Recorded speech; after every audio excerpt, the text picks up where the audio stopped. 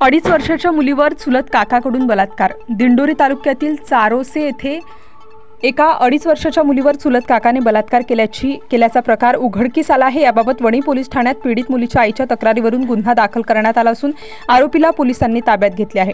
Wani police Thane हद्दीत चारोसे गावात एका 2.5 वर्षाची मुलगी दिनांक 13 जून रोजी सायंकाळी 5:30 वाजताच्या सुमारास घरासमोर खेळत असताना पंडित मुलीचा चुलत काका याने तिला घरासमोरून घेऊन गेला। मुलगी बराच वेळ झाले दिसत नाही म्हणून तिच्या घरातील व आजूबाजूच्या लोकांनी तिचा शोध घेत असता रात्री 8 वाजेच्या सुमारास सदर मुलगी घरापासून काही अंतरावर उसाच्या शेतात संशयित आरोपी रतन भास्कर गांगुर्डे वय 21 वर्ष राहणार चारोसे तालुका दिंडोरी जिल्हा नाशिक मुलीसह दिसून आला।